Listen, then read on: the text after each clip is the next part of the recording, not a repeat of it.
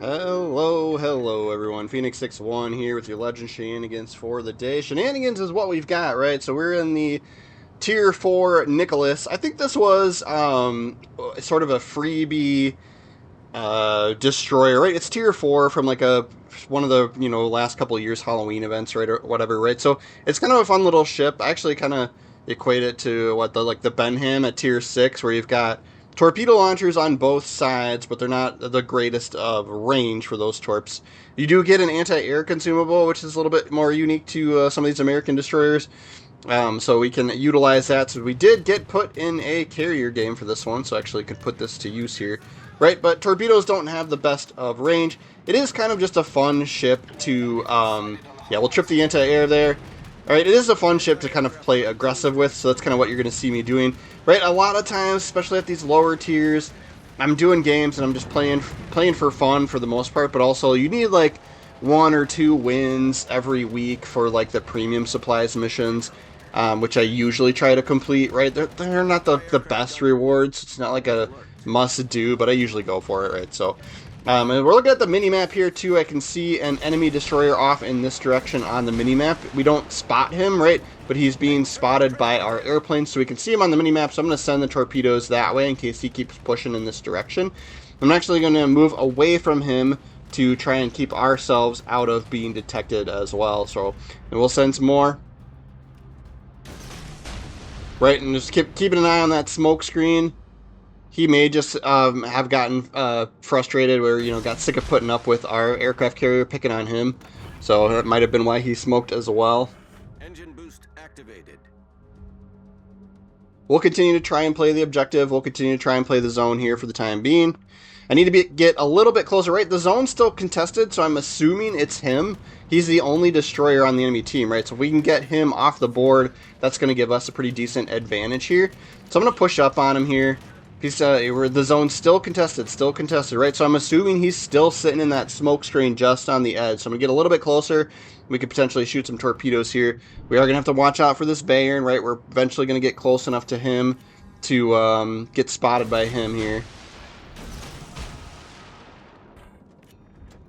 Right, so he's distracted by the battleship that's out in front of him on my team. So I'm going to take the risk and we'll go around the corner here. We might actually be able to get torpedoes on him as well, but then we get the Mutsuki gets picked up here. Now he sees us as well. We got that close, so he's going to send his torpedoes. We just kind of assumed, right? We had to make the assumption that he was going to send torpedoes, so we started turning in and hit the brakes, right? They hit full reverse even before we even saw those on their way. So we just assumed that he would send them. But now this gives us free reign for the zone. We'll drop our smoke screen. We've got some other stuff spotted here.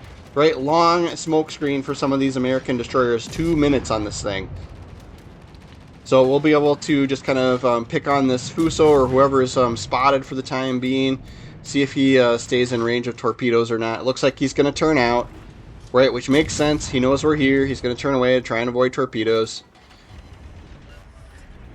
Smoke screen set. Right, we're still actually even on ships, right? They've taken out 2 of our cruisers, but that's fine. Fuso takes a blind shot at us, right? So he just basically is zooming in, looking at the smoke screen, seeing where my guns are firing from. And he actually has a little bit of success there, right? Fuso's got a lot of guns, so it's kind of worth it for him there. He reset the zone cap and everything. So I'm going to move around, right, to try and, we're going to not sit in one spot. So we'll move within this smoke screen to try and avoid a salvo like that again. Rafts Bay, that's one ship that I definitely struggle with. I think I've got a couple of games out there, a couple of videos out there with that ship, but I do not do well in that ship.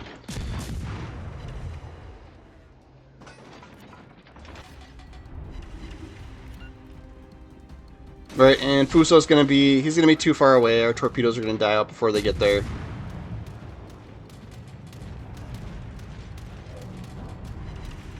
Right, we're going to prioritize getting this zone capped. We can start moving away here. Just shooting torpedoes. I'm looking at the minimap right now, right? I'm not, I don't have anybody to lock onto, but I'm watching the minimap to see who might potentially be moving this direction that I could pick on, right? That might be close enough for torpedoes. And I'm going to zig and zag as this West Virginia and this Graf Spee, right? They're going to push into the zone here to try and take it away from us. Anti-aircraft gun crews are on full alert. And so we're going to try and keep moving and stay out of spotting range of these guys. We do get a torpedo hit on the battleship, on the West Virginia. And we're shooting planes down. Right, these airplanes hovering over our head, we're going to use this anti-air consumable every time when somebody's up above us. So getting some decent, yeah, we're 15 planes shot down now.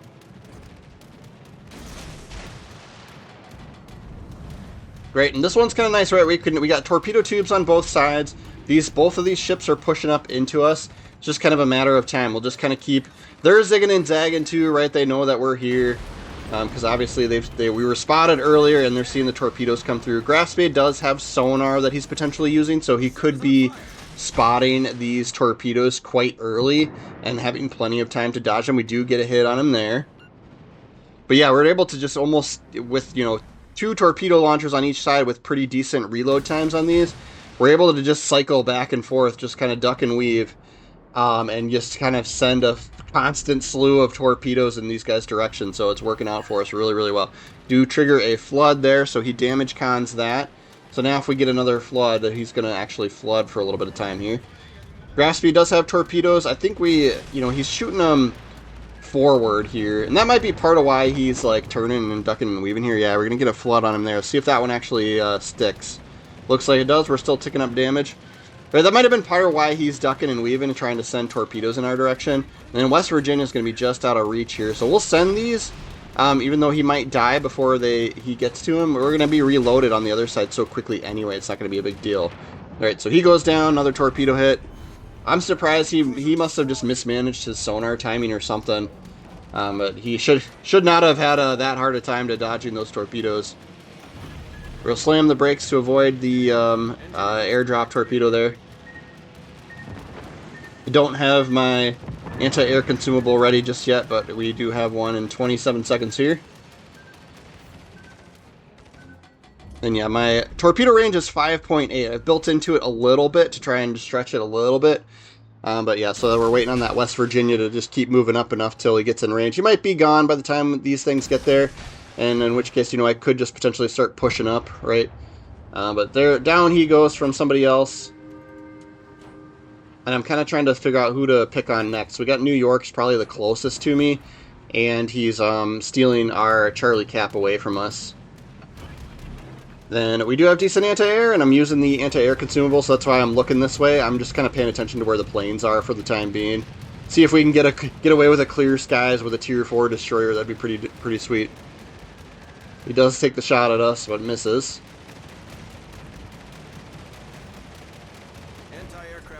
And somebody managed to hit the New York with something, so he reset the cap there. We do have one smoke screen left, right? I don't know if I want to use it just yet here. Kind of trying to see what this guy's going to do first. He could just duck behind the island, then we wouldn't be able to shoot him anyway. So we'll send these torpedoes in case he does turn this direction. We'll have them on the way for him.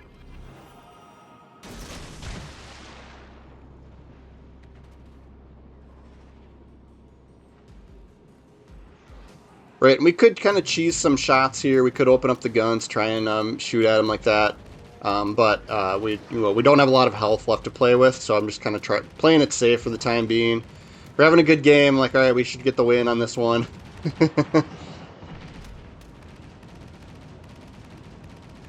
And if he's gonna get stuck, right? He's not gonna get stuck, right? But he ran into that island there, so it's gonna take him quite a while to back up and re-maneuver.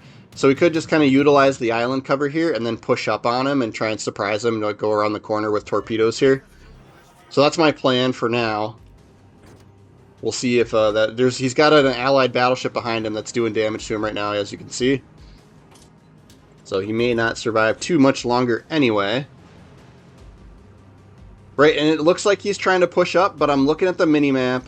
He's still backing up too. You can see that his distance is closer than what the distance shows on for the torpedoes, so we know he's still moving backwards there. But he's got his guns, right? I kind of figured he'd be pointing his guns towards the battleship that's right by him, so I'm like, alright, we can give up our position. Let's especially since he's low on health here. He's not going to have enough time. New York, slow-moving ship, slow-moving guns. We do have to worry about the Marblehead, right? If he takes shots at us, that could potentially end us here. And then, of course, he's getting us with secondary batteries a little bit. But we do manage to get the kill there. And then we'll see if we can duck behind this island to get out of spotting view of the Marblehead. Right, so a little bit there. Breaks the spot, and now we're only spotted by the airplanes. We'll go around the island and go up towards the Alpha Cap. See if we can cap the zone as well. It'll be tough to get a crack in here, right? These are the last two guys. And it's, what, 5 on 2, right? So everyone's going to shoot any ship that we spot at this point.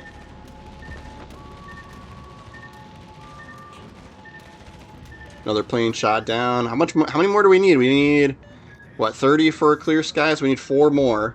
We could go for these fighters that are flying around over there.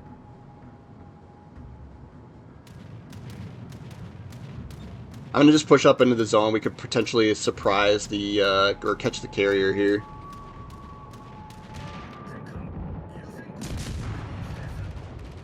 Marblehead sailing broadside to a couple of battleships out there. If they've got the range, they should finish him. Yep, there he goes. So it takes away our chance for a Kraken. That's fine. We'll get this zone cap, and then we'll go for the carrier. Oh, we do get clear skies, though. He's got enough planes over us.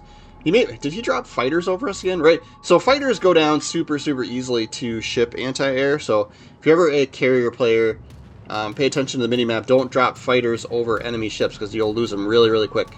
You want to kind of drop your fighters over your own ships to try and protect your own ships.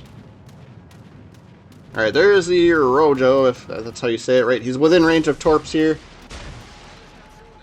Gonna drop torpedo bombers at us. Kind of messed up the timing on his run there, so we get away from those pretty easily. Don't forget, you can autopilot your carrier, guys, right? So you don't have to sit there, and you don't have to manually pilot your carrier, right? You can always go into the map view and hold X on whatever square you want, and your carrier will autopilot to that location, right? So he just kind of sits here and takes it. We managed to get the zone cap, so that's going to help us with XP, and then he's going to go down super quick here from torpedoes. See if we can finish him off with... I'm shooting guns because I'm nervous like somebody else is going to just cheese the kill away from us, but we managed to finish him off. So that puts us over 100,000 damage at Tier 4. That's pretty good for a Tier 4 game. We'll take a look at the leaderboard as well. Yeah, 2 zones capped, 4 kills, clear skies medal, and a devastating strike on that enemy Mutsuki that we killed early in the game, right? So 3,900 XP, that puts us... that gives us the heroic effort for that week, right, that we did this game. I think this was last week or week before that we played this one, right? But Nicholas, good fun, Tier 5 or Tier 4 premium American destroyer here. We've got aiming system mod, and I'm using, this is a free-to-play commander, right? Base trait is torpedo range for Gleaves, so that's helping us out a little bit there. And then torp speed, movement speed here, and then destroyer, we're going for concealment here for our inspirations on this. I think both of those commanders are free-to-play commanders. Then I kind of build more into the torpedoes here, but most of your American destroyers are kind of a mix of good torps and good guns and long smoke, right? So they're kind of a balanced kind of thing, so jack of all trades, but nothing, not excellent at any one thing.